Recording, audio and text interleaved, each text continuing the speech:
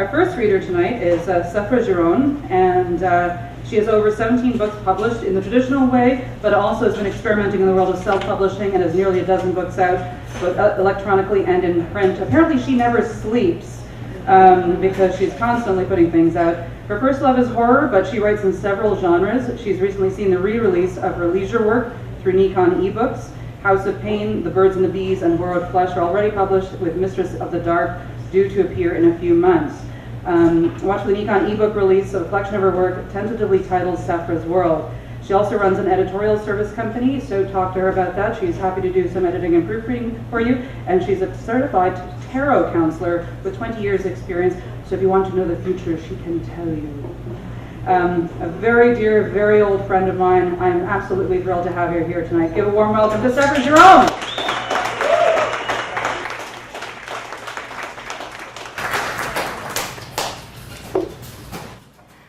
Thank you for everyone for coming out, and thank you to Sandra and Brett for having me here.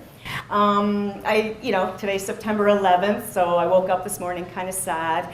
So, I'm having one of those double days where I'm sad about September 11th and all the tragedy that happened to me, way back in that time. A lot of stuff happened in my life, as it did to all of us at that time. And I just feel really great that I'm reading on September 11th, because I really feel like a phoenix being reborn through some of the challenges I've had in my life over the past few years. So thank you so much, everyone, for coming out. Thank you, Brett and Sandra, for giving me this platform. And I'm happy to be here. Now, the first thing it does work, okay. The first thing I want to read from is, some of you probably know that I'm a paranormal investigator for fun sometimes. And there's a group of horror writers that have gone to this haunted mansion in California a few times. We've gone twice, and we're going again in 2015, and it's speared up by Rain Graves, and it's a long story of how that all happened. But I do have a poem I want to read to you that I wrote about it. I just have to find it here. I'm sorry I didn't bookmark it for some reason. Anyway, so a lot of creepy things happen in this house. The actual house was a mansion built in love by a man for his wife, and it has a heart-shaped lawn. And it's just it's a beautiful home, and a lot of weird things happened, because then it became like a convent, a very religious retreat place, and it became like a hippie commune, and then now it's like a writer's retreat, religious retreat, and so on. People can rent the place out, so we're never allowed to tell where it is because they don't want it to be known as a haunted place. And I gotta put on my glasses to see this. So we have two books about the haunted mansion, and I'm going to be reading to you from the second one. And I'm just reading a short poem, well, a long poem. It's a long poem, I'll admit it. Okay, it's called A Weekend at a Haunted Writer's Retreat. The journey ends and yet begins at the top of this precarious mountain. Tucked into the cliff, nestled into the trees, another sprawling home perched in the hills. It's an honor, a privilege, a retreat. It's so hard to, there's so much stuff on this microphone. Okay, crossing the threshold between worlds, between countries, between muses, to enter a vault, a sacred space buzzing with snatches of thoughts of whirring insects. A curious kingdom of creativity and reverence, of a heart-shaped lawn, stone benches, an altar, a meditation table, an area where energy work is magnified under the comforting cusp of branches and fluttering leaves, where many eyes peek out from bark and hollows, peering up from the stagnant waters, from mud and stone sculptures, silently watching subtle vibrations echo, valleys and hills, pathways and ditches, leaking sap dripping, bird-snatching bugs, drawn to sweet center nectar of life, pulsing in every tree and flower, the salamanders and bees hopping from stone to tree, crowning the totem with solemn reverence. A wall of sweat, heat, pungent weeds, and feral cats.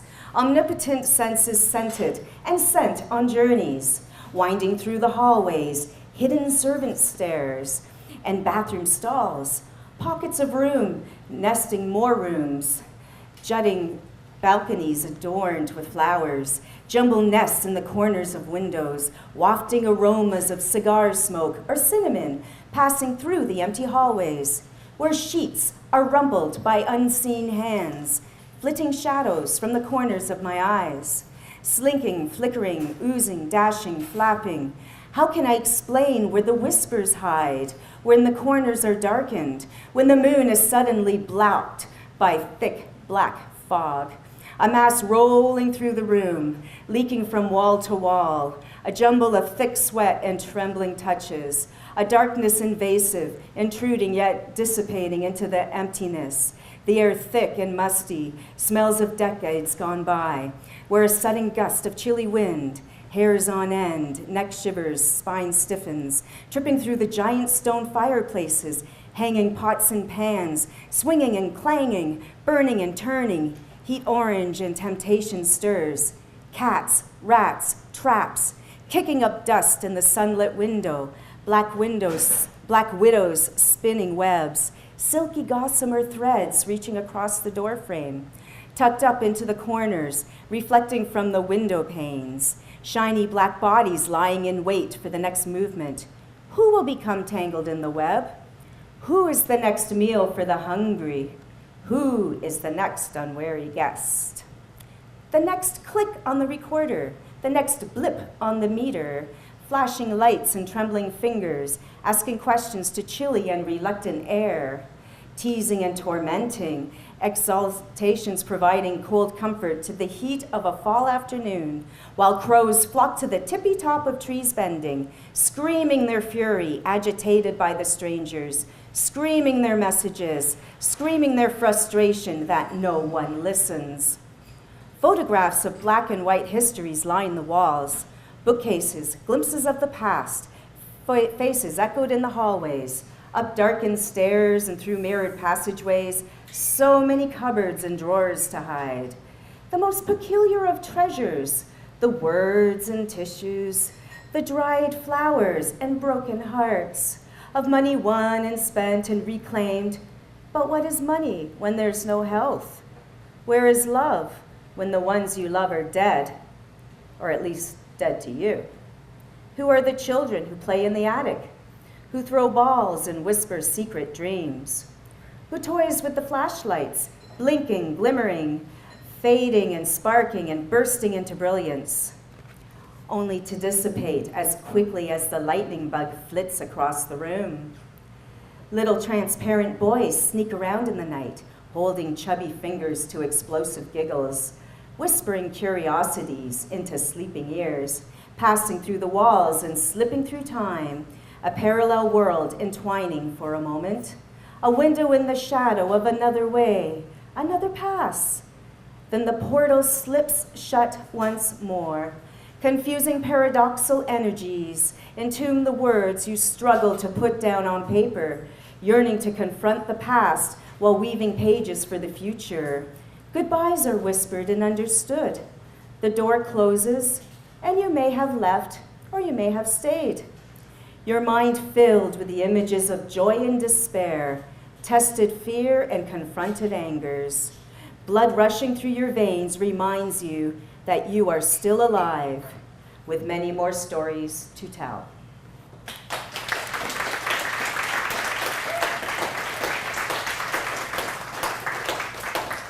Thank you. So that's in the Haunted Mansion, year 2. I also have a nonfiction essay in this book. So year 1 and year 2 are available at the table there. I also have 2 pieces in year 1 as well.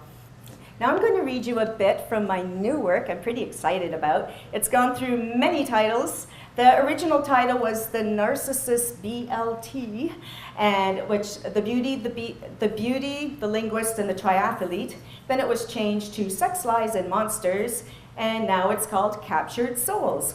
And basically it's a story of a mad scientist who captures people She calls them her specimens, and she keeps them in her basement. She's a U of T professor who's got a lot of funding from Canada Council and places like that. And so she has her secret experiments going on in her basement. She's very wealthy. And so she has captured specimen 1 is a writer, specimen 2 is a triathlete, specimen 3 is a beautiful woman like Beyonce or someone like that.